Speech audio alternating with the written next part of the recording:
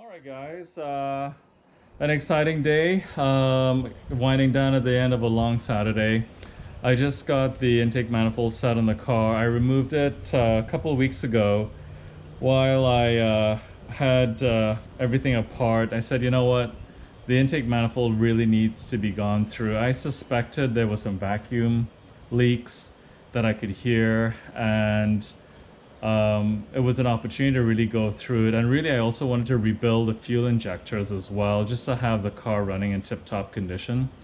So had to remove the fuel injectors. I said, let's remove the manifold. At the same time, the manifold paint was flaking and it looked really bad compared to the valve covers that I had recently powder coated. And I said, here's an opportunity to make everything look good.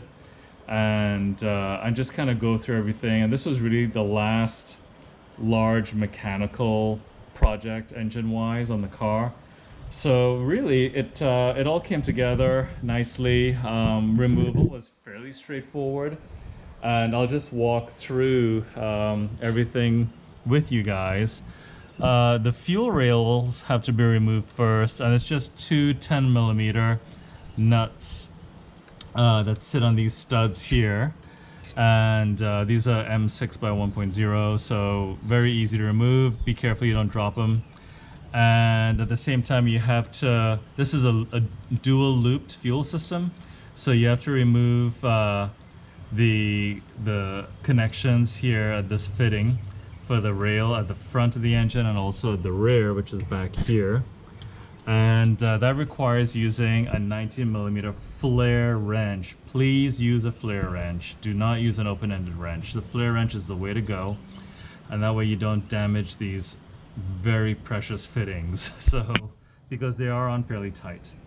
And so once you get this removed and the rear one removed, the whole fuel rail will come out. You of course disconnect this Maf sensor right here, and just pull the harnesses off the actual tangs here, or the ears, and then just set it to the side, and then the whole fuel rail will come off with the injectors intact, as the injectors have black metal clips that keep them locked in place. So you do that on both sides. On the left side, the driver's side, it's kind of the same setup. Flare 19mm wrench here, flare 19mm wrench here, and then yeah, and then of course the 10mm nuts holding the rail down to the manifold, and it'll just come off. Just kind of wiggle it, work it back and forth, it'll come out with the injectors. So fairly straightforward. Once that's done, then you have 10 13mm bolts that you have to remove, and I don't know if you can see them or not. Lighting is kind of iffy, but they're 5 along each side. 4 are fairly straightforward. The last one here is on the bracket for the rear fuel pressure regulators. The actual bracket for the regulators actually acts as a washer on the manifold. Those have to be removed, and it's actually a bolt as well, a 13mm bolt just on the inside runner of both sides have to be removed. And once that's removed, really the manifold can shake loose. You have to be mindful of a couple of things though. You have to remove, I definitely recommend removing the Maf sensor. You disconnect the harness plug, which is on this side, and then this whole unit will come out. There's a rubber boot that connects it to the intake manifold, so you have to make sure that you get access to the clamp that keeps it in place. And that'll come out, and then you can actually physically lift the manifold up. I recommend getting somebody to help you, because you have to deal with some rubber lines. You have the breathers here that also could go with the manifold, and they'll kind of fight you a little bit on both sides. And then the other big thing is you have 2 electrical connections. One's for the TPS over here, that has to be removed, and then you have another solenoid buried right under the center of the intake manifold.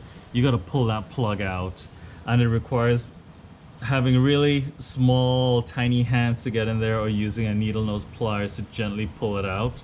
And it kind of helps to have somebody hold it or kind of clock the manifold towards the left side, the driver's side. Just be careful that you don't damage those electrical connections of those plugs. They might be a little bit fussy to remove. And really, after that's done, everything should come out nicely. Another thing is the Flappy Solenoid, which is here. This connection right here will have to be removed. So pull this out because it'll go with the manifold as well. And on my car, I accidentally, it actually popped out accidentally when I was setting everything back in a few hours ago. So I lost a couple of hours trying to take everything back out for the second time and then put this line back into the nipple right under the manifold. So just be careful of all the vacuum lines and rubber lines. So once that's all done, guys, you can take the manifold and flip it over and then look at all your hoses and connections and just kind of see how, just kind of inspect everything. I replaced a bunch of rubber lines in there, vacuum lines, because they were looking cracked and a little bit brittle.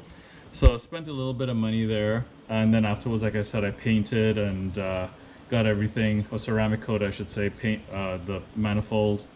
And then, yeah, and then set it back in. So I had the injectors rebuilt by Injector RX here in Houston.